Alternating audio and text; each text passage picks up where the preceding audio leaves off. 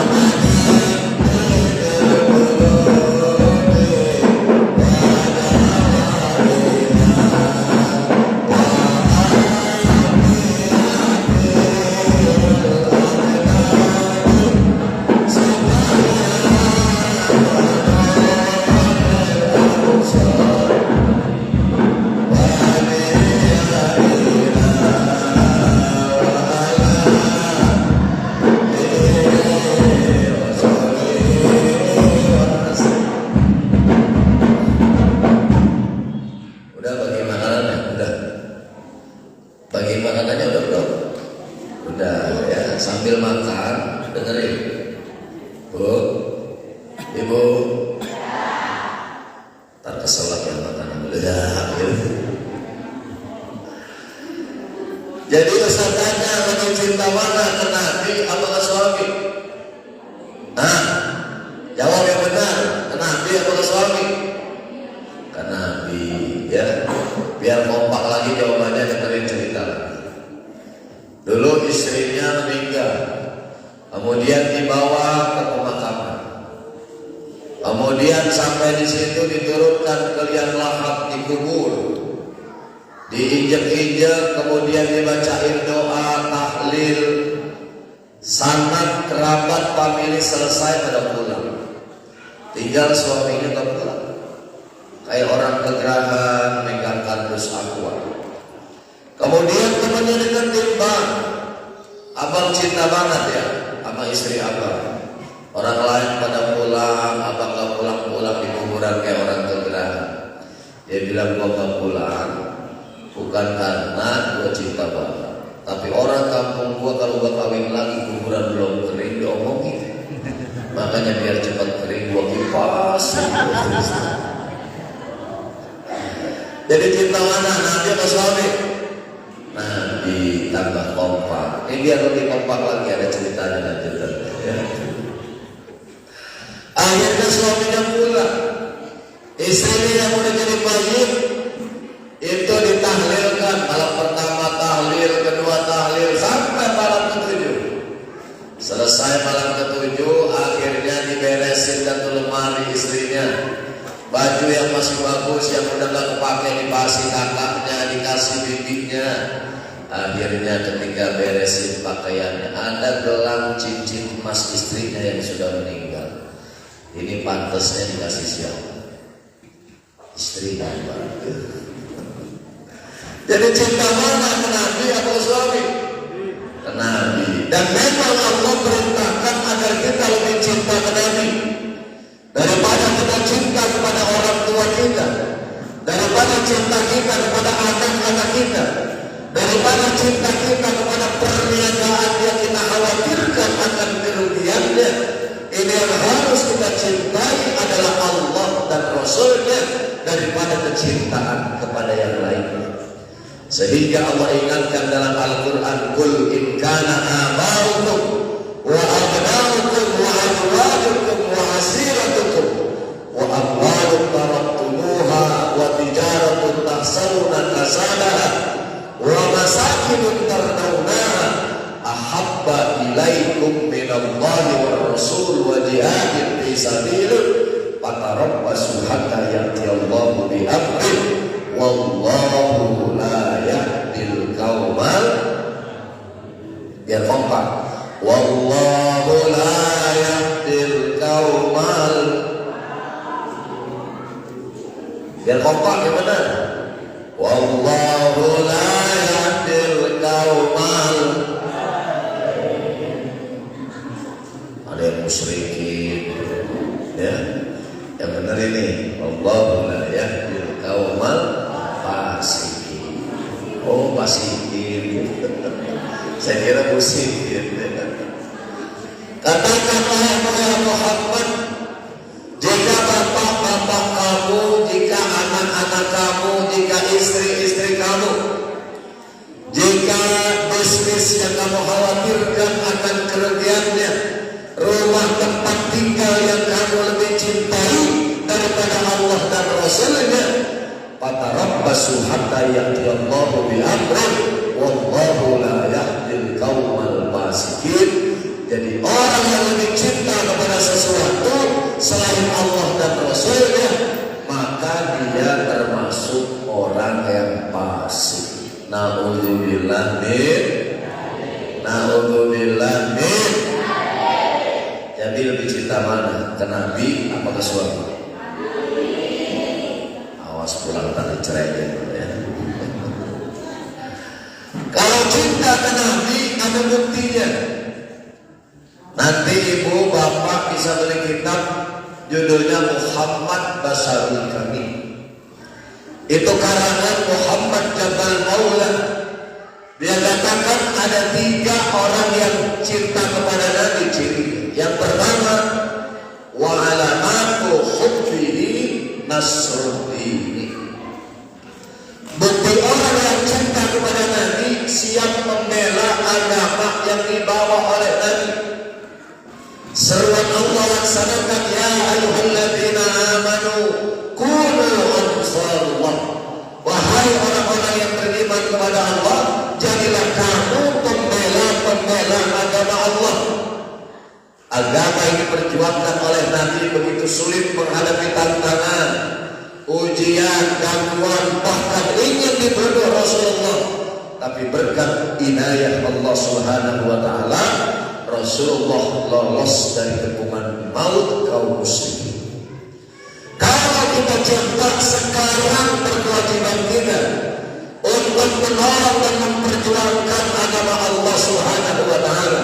Tanamkan keimanan pada anak cucu siswa dan santri-santri kita. Sekali la ilaha illallah sampai akhir hayat kita tetap la ilaha illallah. Saya katakan zaman sekarang itu ujian iman berat, apalagi zaman teknologi. Kalau zaman dulu anak-anak kita nggak tahu yang namanya handphone. Sekarang dengan adanya handphone, anak kita bisa tahu apa aja. Bahkan hal-hal yang seharusnya tidak tahu, dengan handphone dia jadi tahu. Ya Bu, Bu, Ibu. Kalau Ustaz sering bilang itu ujian anak-anak kita ada 3 F, santri-santri ini, ya. F yang pertama itu food, makanan. Diberikan image gambaran kepada anak-anak muda kita oleh orang-orang luar Islam bahwa makanan yang gaul, makanan yang trending adalah makanan yang haram. Na'udzubillah min. Kadang minum minuman haram. Yang ditiru orang barat mabuk-mabukan. Padahal orang barat nggak mabuk pantas. Kenapa? Bukan orang Islam. Udah gitu namanya bagus. Pantas kalau mabuk. Siapa yang mabuk? Michael. Siapa yang mabuk? Bram. Lah ini bocah apa ini? Kampung apa ya? Ciwalen. Pondok Aren. Ciwalen. Ciwalen. Ini orang Ciwalen kalau mabuk. Siapa yang mabuk? Ucup. Ada Ucup. Mana orangnya?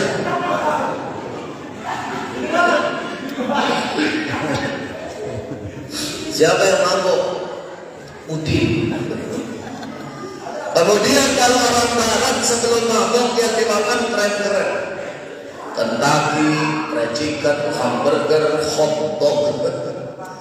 Kalau mabuk kebanyakan muntah yang keluar hamburger. Ini bocah Ciwalen sebelum mabuk yang dimakan kangkung, genjer, toge, kol. Begitu mabuk kebanyakan muntah keluar pecel. Padahal diingatkan man nabata lahman min sutun fanahu lebih. Siapa saja yang dagingnya tumbuh dari makanan yang haram, darahnya mengalir dari minuman haram, sebelum dia taubat sudah meninggal dunia, maka neraka yang lebih pantas untuk menyantapnya. Na'udzubillah min. Karena itu tolong perhatikan food, makanan dan minuman yang dimakan oleh anak-anak kita. Oleh karena itu jangan heran kalau anak-anak kita terkadang susah diberitahu, sulit untuk melakukan ibadah. Lihat dulu makanan yang orang tuanya berikan kepadanya, halal atau haram mendapatkannya. Ya Bu, Bu, Ibu. Jadi halal atau haram cara mendapatkannya. Kalau sesuatu yang haram diberikan kepada anak kita, ini yang keluar adalah energi yang negatif. Semangat ibadah akan tumpul dalam kehidupannya. Kenapa? Karena darah dan dagingnya tumbuh dari makanan yang dihasilkan dari yang haram. Na'udzubillah min. Makanya perhatiin anak kita yang dimakan. Mending makan combro, lontong, ya kan? Bakwan yang sudah jelas halal. Kalau kita doa rasa-rasanya kok belum dikabulkan oleh Allah, panjang waktu telah ditempuh, banyak doa telah dipanjatkan kepada Allah, tapi kok rasa-rasanya belum dikabulkan, maka perhatikan apa yang kita makan. Pernah Abdullah bin Mas'ud meminta amalan kepada baginda Nabi, dikatakan, ya Rasulullah, berilah aku amalan yang apabila aku berdoa dikabulkan oleh Allah. Maka kata Rasulullah dalam sabdanya yang singkat, atibtu matukum payustajabu da'watukum. Perbaiki yang kamu makan dan kamu minum, maka doamu akan dikabulkan oleh Allah Subhanahu wa ta'ala. Bu, Bu, Bu, Bu, Bu, Bu, Pak, kagak enak, Pak, Pak. Kemudian yang kedua, ujian bagi para santri dan para pemuda. Yang kedua apa? Fashion. Tolong perhatiin santri perempuan. Ini pakaian diberikan gambaran sama anak-anak remaja putri kita. Pakaian yang gaul, pakaian yang trendy adalah pakaian yang membuka aurat. Na'udzubillah nih. Kalau ngikutin mode pakaian gak ada habisnya. Zaman dulu ada pakaian namanya you can see. You kamu can dapat, si melihat. Lihat apa? Ketek kemana-mana, ya. Kemudian tahun berganti, jenis dan model pakaian juga ganti. Ada pakaian modelnya namanya jangkis. Udah jangkuk, kurus, najis. Giliran kaos makin lama makin ke atas, celana makin lama makin ke bawah. Kemana-mana kelihatan pusernya. Niru artis India, Sri Devi, Hema Malini, Kareena Kapoor, Kajol. Apalah gua apalin mas. Ya, ini artis India ditiruin bu. Orang India mah pantas kelihatan awalnya. Kenapa? Bukan muslim, mah mungkin. Udah gitu orangnya cakep, kemana-mana kelihatan pusernya. Orangnya cakep, hidungnya mancung, badannya tinggi, kelihatan pusernya. Ada pantas-pantas. Ini kalau orang Ciwalen, udah pendek, mata belek, hidung pesek, bagaimana brengsek. Kemana-mana kelihatan pusernya. Udah gitu nyusahin emaknya, minta kerokin masuk angin. Coba. Ini pakaian yang diajarkan Islam sama nih, persis seperti yang ibu kenakan saat ini. Diingatkan oleh Allah dalam Al-Quran, ya ayyuhan nabi, kulli azwajika wa banatika wa nisa'il mu'minina yudnina alaihinna min jalabibihinna. Wahai sekalian para nabi, katakan pada istri-istrimu, katakan pada anak perempuanmu, katakan kepada wanita yang beriman yang ada di sekelilingmu, agar mereka mengulurkan jilbab dan seluruh tubuhnya. Insya bagaimana Ustaz kalau saya tak punya busana muslim, gampang kemana-mana pakai mukena. Mukena tuh pakaian aman, apalagi mukena dipakai jam 2 malam, keluar rumah jalannya lompat-lompat. Udah aman banget, orang gak bakalan godain. Lihat aja udah kecil, ya. Semalam Ustaz kesini aja ada horor di warung. Jadi di warung sebelum sampai sini Bang Cana sama supir itu Bang Sofyan, ya. Mau pipis ke musola yang udah nggak dipakai lama. Jadi musolahnya ada di lewok bawah, udah jarang dipakai, udah berdebu. Itu pas mau pipis, katanya gerbangnya goyang-goyang. Beneran kan Bang? Betul. Beneran. Gue mau videoin blur. Nah itu seharusnya jadi pikiran untuk panitia, ya. Perjuangan kita jauh, jalan horor, sehingga mempertimbangkan nanti pulang akan seperti apa. Bu, Ibu, jangankan pakaian perempuan, celana laki, tanyain ya, celana laki ini tahun-tahun ganti terus. Tahun dulu, zaman orang tua kita dulu celana keren namanya cundra, di atas kuncup, di bawah membran, kayak celananya Bang Haji Romadra terlalu, ya. Kemudian tahun ganti, mau ada celana ganti. Ada celana namanya bray-bray. Kita nyebutnya celana baggy. Atas gede, bawah gede. Itu kalau jalan, tukang sapu kira dibantuin. Bosrek. Kemudian ada ganti tahun, model celana laki ganti. Namanya celana cut-cut. Atas kecil sampai bawah kecil. Anak muda sekarang nyebutnya celana pensil. Kenapa disebut pensil? Saking kecilnya, yang bisa masuk ke dalam celana ini cuma pensil. Kalau jumlah jangankan pensil, monyet bisa masuk ke situ. Saking gede. Apalagi celana yang diserang ibu-ibu. Ada yang namanya celana legging. Ibu tahu celana legging? Tahu apa enggak celana legging? Itu celana legging dibuat khusus pakai daleman. Ibu pakai gamis, dalamnya pakai celana legging. Ibu pakai rok, dalamnya pakai celana legging. Ketika gamis dan roknya tersingkap, tidak terlihat auratnya, yang kelihatan celana legging. Tapi zaman sekarang celana legging dipakai buat di luar. Kalau anak muda, walaupun gak boleh, masih pantas, badannya masih kencang-kencang. Ini mama anak 3, anak 4 pakai celana legging di luar, itu dilihat dari belakang persis kayak balon di air. Gak boleh. Jadi gak akan ada habisnya, karena itu ujian keimanan, ujian kecintaan kita kepada Allah dan Rasulnya.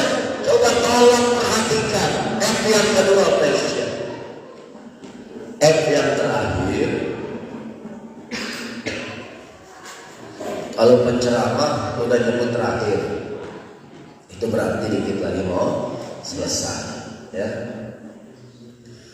Ini ujian yang terakhir kan adalah film. Ini anak-anak muda kita sering nonton film lepas kontrol.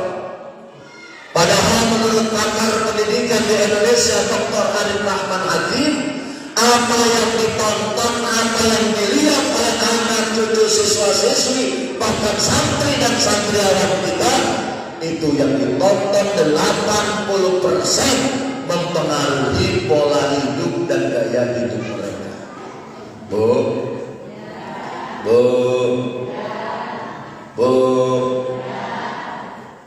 kalau saya nggak tanya baru terusin makan lagi, ya. Mau makan gak jadi, mau makan gak jadi, karena ditanya bu, iya, gitu. Bu, iya. Nah, udah boleh makan, silakan. Nah, gitu ya. Ini ada anak TPA nonton film Superman, pulang minta kain sarung sama ibunya. Kata ibunya, alhamdulillah Ustaz, anak saya udah mau sholat. Mana buktinya itu udah minta kain sarung sama saya. Begitu dikasih kain sarung, anaknya sholat. Enggak, itu kain sarung diikat di leher, dia lari-larian kayak Superman kepingin terbang. Dia lihat, dia tiru, dia teladani dalam kehidupannya. Oleh karena itu anak kita zaman sekarang jangan heran, lebih kenal pada Abu Rizal Bakri daripada Abu Bakar Siddiq. Dia lebih kenal sama Ali Zainal, artis Indonesia, daripada Ali bin Abi Thalib radhiyallahu anhu. Dia lebih tahu cerita Umar Bakri daripada Umar bin Khattab radhiyallahu anhu. Bahkan remaja putri kita yang dijadikan idola, Siti Nur Khadijah, penyanyi dari Malaysia, bukan Siti Khadijah Ummul Mukminin. Kenapa? Karena makhluk di Siratul Mustafa, karena jauh dari sejarah Rasulullah, tidak diperkenalkan pada mereka siapa itu baginda Rasulullah Sallallahu Alaihi Wasallam. Kalian beruntung tinggal di pondok pesantren. Pondok pesantren pelajaran agamanya banyak, ada tarikh, ada sejarah Islam. Di sana diperkenalkan siapa Rasulullah, siapa keluarga Rasulullah, bagaimana mulianya akhlak Rasulullah, sehingga kalau sudah kenal timbul rasa cinta. Ketika sudah cinta, maka dia akan rindu kepada Rasulullah dan mencoba sedikit demi sedikit meneladani akhlaknya Rasulullah Sallallahu Alaihi Wasallam. Bu, ibu pernah gak lihat wajah Nabi? Pernah gak lihat wajah Nabi? Belum. Pernah gak dengar suara Nabi? Belum. Pernah gak sentuhan kulit kita dengan kulit Nabi? Belum. Tapi ibu pernah kangen gak pengen lihat Nabi? Bu, pernah kangen gak kepingin lihat wajah